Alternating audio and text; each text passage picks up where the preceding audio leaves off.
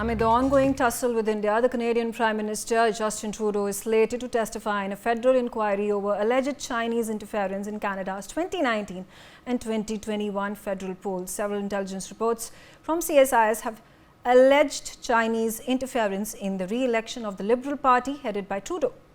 Documents released by The Globe in 2022 and 2023 have made several sensational charges, such as the 11 Liberal Party MPs receiving bribes through the Chinese embassy and also the presence of 3 of the Chinese police stations in Toronto. Now, Trudeau has so far been dismissive of these reports released by his own intelligence agency, the CSIS. Here we have it. Let's start off our conversation. Professor Mal, I have with me Ambassador Pradeep Goyal. Pradeep Kapoor, thank you so much for joining me, Ambassador. And first up, what is going on? The elections are due next year in Canada. And what are the pressing issues that have led Justin Trudeau to make such comments against India? Once again, it has been several months since this issue was first raked up by him. Things seem to be falling into place gradually over the months, and suddenly he brings this up once again. Megha, thank you for again, raising this point and for the discussion today. Trudeau is in a very precarious political situation at home, and he is also trying to deflect attention from his own difficulties. Now, as a result of that, unfortunately, Canada-India relations have hit a rock bottom, and it is very sad to see the state of affairs, to see the statements. Those are not at all, dignified. Those are not at all appropriate, and to deflect attention from the core issues which are facing them and raise something which is where they are, absolutely guilty of harboring terrorists, of supporting them, of giving them free run in their own country. So in one word, if I have to describe the situation in Canada today, it is like the Pakistanization of Canada. It is becoming more and more like Pakistan, and duly and very ably aided and abetted by the arch enemy China, which supports Pakistan also very, very significantly. So if you have Chinese police stations and police personnel operating on Canadian soil, that itself is a extraterritorial violation of all protocols. For them to pick up Chinese dissidents from US and Canada and other places and take them back home to China. So it is very difficult to understand. Now, too many things have been happening. For example, the float which glorifies the murder of the Prime Minister of India, Indira Gandhi, and the assassins and murderers and terrorists are shown in very glorified light. For them to neglect the repeated requests of India to send back the terrorists for trial and dismiss and be very dismissive about it is a very shameful act by any government, and a government of a developed country where Canada had such a lot of respect in the world. So what are the solutions also to this? And there's one thought which I have, which I want to mention here at this point. We would have to take a leaf out of Gandhiji's playbook, because to take the narrative back home to the masses in Canada, to the Canadian citizens, to the Canadian farmers, to the ordinary Canadians who are hardworking people in the cities, in the suburbs, how do we do that? If you remember, what Gandhiji did was to invite journalists, or if journalists asked for an audience with him or an interview with him, he would say that, no, you come and stay with me in my ashram for a few days. And then they would get converted to becoming, spokespersons and ambassadors for Gandhiji. And they would write in their national media that this is the correct situation on the ground. So how do we now approach the hardcore Canadian citizenry and the Hindus in the Indian temples and the Sikhs, of whom I know for a fact that a very vast majority of Sikhs are absolutely firmly against Khalistan? How do we make them more vocal? How do we also dry up the sources of revenue of the Sikh Khalistanis, because once they have they're left with very little source of money through drugs and through other means that they have continued to get that money, they'll automatically run for their lives helter-skelter. You have to continue with what you started earlier of confiscating their properties and their assets in India, banning them from coming to India at all. So those are very big blows to their ego. And Sikhs otherwise are a very, very great asset for India. And we have to see how to get back that pride in the Sikhs so that they start speaking out and start shunning these absolutely despicable people in the Khalistan movement who need to be condemned and shamed. Thank you, Megha. Back to you. Okay, let's also hear from Professor Madhavan Nalapad. How do we tackle Justin Trudeau? Do you think there is a probability that there is going to be change of guard, a new government will be formed, the opposition is going to come to power, and only then will our problems with Canada and the Khalistani secessionist movement find some solution? Well, I'd like to say that the opposition Conservative Party, frankly, now when you look at the United States, look at J.D. Vance, for example, or even Donald Trump, they have been very firm about the activities of Sino-Wahhabi lobby. J.D. Vance in particular has been very, very firm.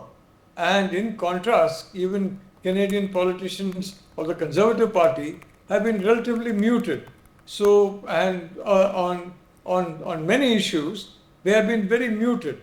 So the fact of the matter is, they need to understand that this is a battle that is taking place between two superpowers, the United States and China in particular, and what is at stake is democracy versus authoritarianism.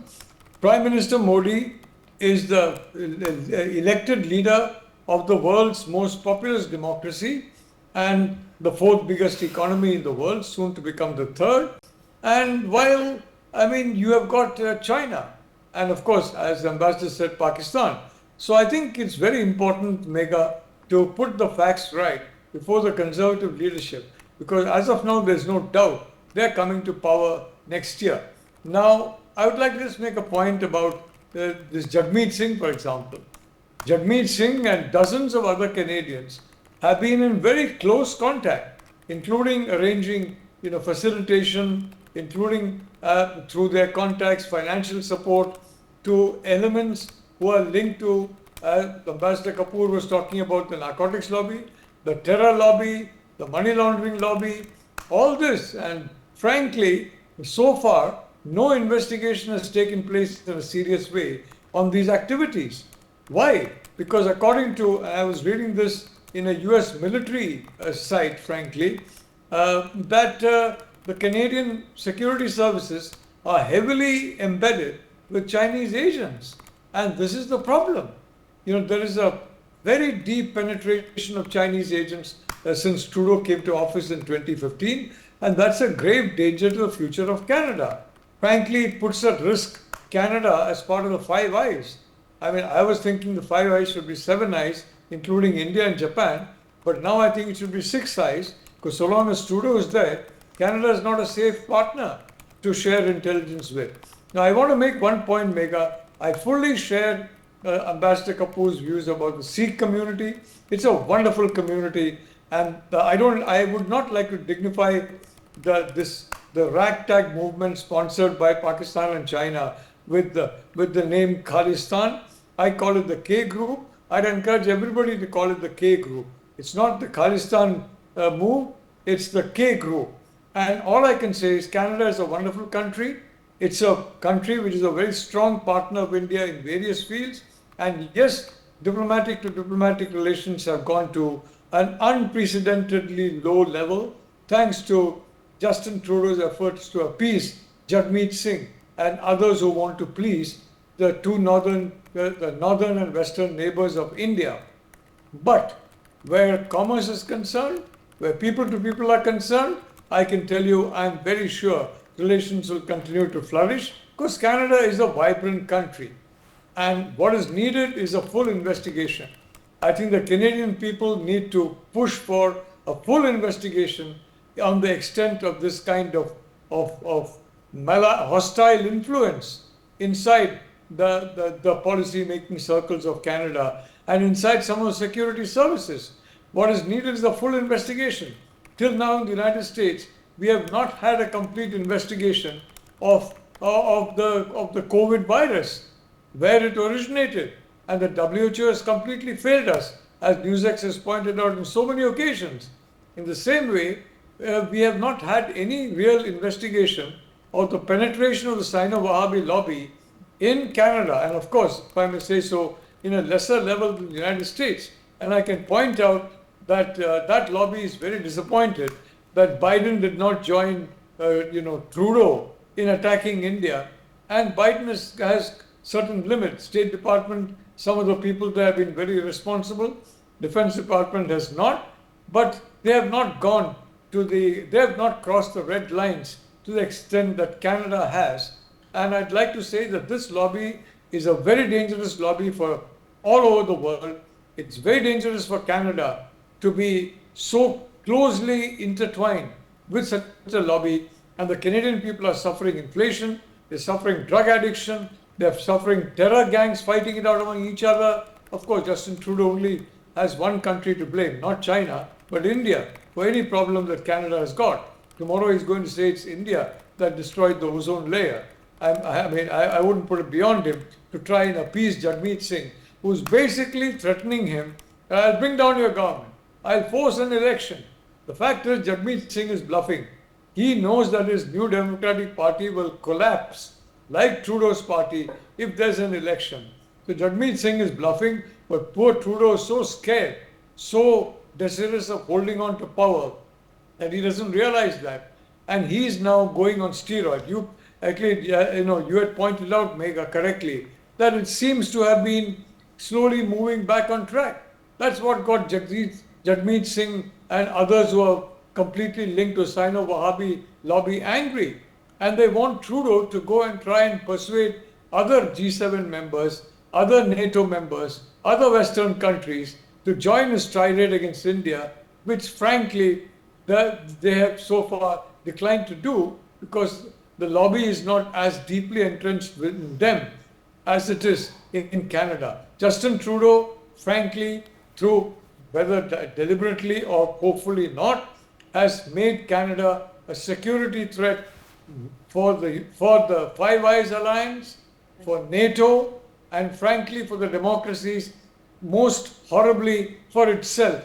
And I would be very clear, the Canadians are a wonderful people, it's a wonderful country, and I hope that by 2025 they will be free of this, and I hope the Conservative Party will not be meek and mild in dealing with this threat.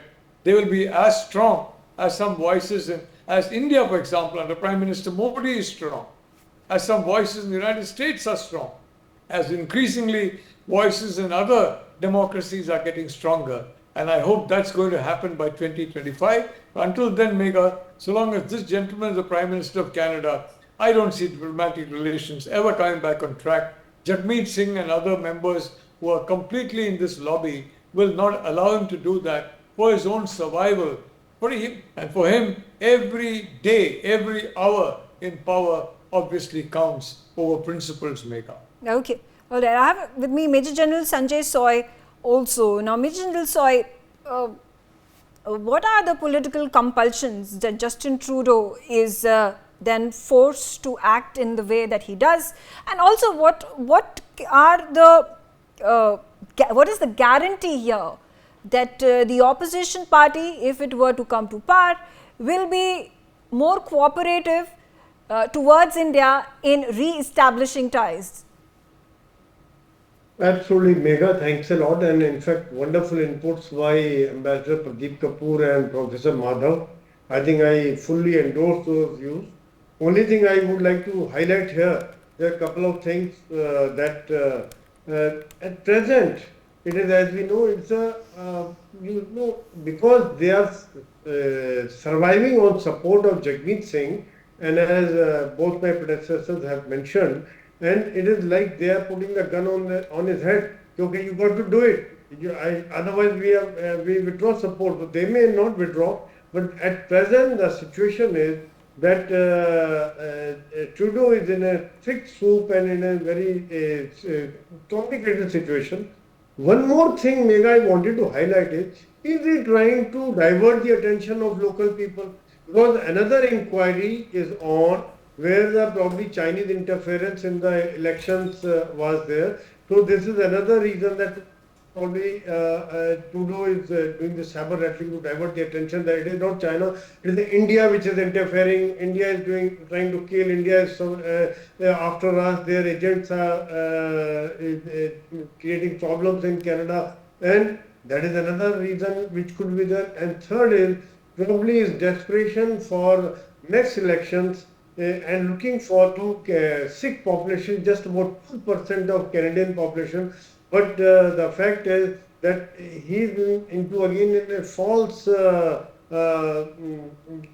thinking that probably he'll get the support.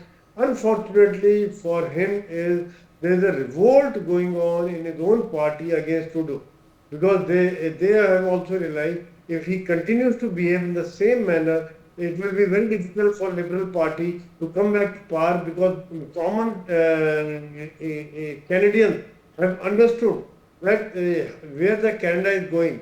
The Canada is moving towards gang warfare, towards the drugs, towards the terrorist activities, and they are supporting the terrorist activities. Ultimately, will the Canada become another Pakistan? Will the Canada, the terrorists become so strong that Canadian police is not able to handle?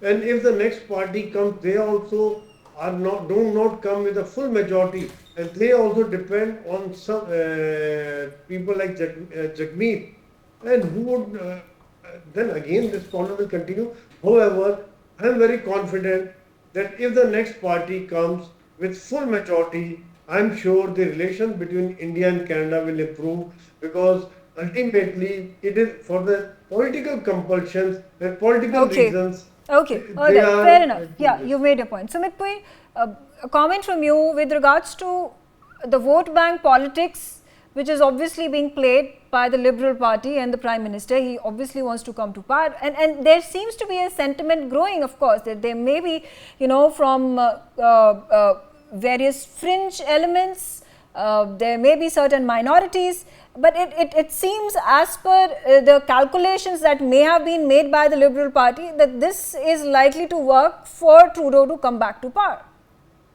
Megha ji, thank you for having me on your show. Quite a few points to put on the perspective. First and the most important thing is, look, Justin Trudeau is not going to come back to power. It's done and dusted. The other party is going to come back to power. But the challenge is that when I was reading through his press briefing on this incident, they are almost towing the same line as Justin Trudeau, but a little bit milder line, not as extreme, and they are not going ahead and trying to blame our ambassadors and our home minister. Luckily, they are not doing that. That's point number 2. Point number 3, this is all a facade, because I'll tell you some things. If Canada is not a deteriorating country, I'll tell you why. The economic growth is, they are growing at a 1.2%, right? Hardly able to maintain. The birth rate in Caucasian whites is all-time low, practically 0.5, 0.6%. Every 4th child which is born in Canada today is from an immigrant. And I don't want to go into the religion, but 50% of them are from the Islamic religion. Soon this number is going to jump up to 2. So out of 4, 2 will be immigrants, and out of 2, majority of them will be from the Islamic religion. That is what is happening in Canada. Now, if you look at the Chinese intelligence has taken over Canada. Real estate is controlled by China. There's a Chinatown. They control flesh trade. They control prostitution. They control all kinds of illegal activities. ISI has a playground in Canada. So Canadian intelligence, so ISI, Pakistani intelligence, and Chinese FSS, they have made a joint venture in Canada, and they are running whatever they can. The Pakistanis have infiltrated their every establishment. I'll tell you one thing very interesting. In Canada, you can start a madrasa, and let's say I graduate from a madrasa, you give me 95% marks. I'm madrasa mein. I'll get an admission in a university, and in a university that will give me scholarship because I've got 95% marks, which a madrasa has, given me. Madrasa ne chhap ke diya hai. And that is now when I graduate, I'll enter police, I'll enter immigration, I'll enter all the government departments of Canada. So add to the misery, then your Khalistanis or the K elements who have infiltrated your government, they are not determining your domestic foreign policy, they are even determining your international foreign policy also. So that is the level of problem. Now coming to the gangs, Canada is today ruled by gangs. Look at the crime. Just look at the crime in Canada. Go to any Canadian park, which do you see mostly Middle Eastern families. You will have one woman with five, six children in the metros. They are utilizing, they are really sucking their resources out of Canada. They thought we'll get them immigrants and they will contribute anything to Canada. They're sucking all the resources out of the Canadian economy. So with these things happening, the gang wars are widespread. Look, Meghaji, important point. Now, there is this Chinese interference in the last two elections, which is known. Their Trudeau's party members, MPs were bribed by the Chinese embassy, which is also known. Now, when he knows when all these things will come out in the open and when these gang wars will become a reality, how does he do that as a cover-up? He says, oh, this is no gang war. There is basically, India organizes said, oh, XYZ said, Ajit Doval said, Modi said, Amit Shah said, all the crap. He should be a fiction writer. He can be the best fiction writer in the world. The point I want to ask him through your news channel, Mr. Justin Trudeau, can you listen to me? We have asked you for 29 extraditions, including the people from so-called Lawrence Bishnoi gang. Why you have not given us even one extradition? If people of Lawrence Bishnoi gang are in Canada, you are not extraditing them, and you are accusing us of getting somebody killed in Canada from a Lawrence Bishnoi gang. Doesn't it look absurd? And let me talk about Niger. Niger was with a Kalashnikov. Niger was with AK-47. Niger had gone to Pakistan for training. Niger was training people in Canada. Niger was on your no-fly list. Niger was on America's no-fly list. You have seized his assets. If Niger was such an angel, why did you seize his assets? Now, if you are giving patronage to gangsters in your country, how the hell are you blaming us? It is like sheep calling the cattle black. You are not extraditing anybody, and you are giving them all the patronage. You are saying that India did this, India did that. You are a writer. For more such videos, subscribe to the NewsX YouTube channel, hit the bell icon.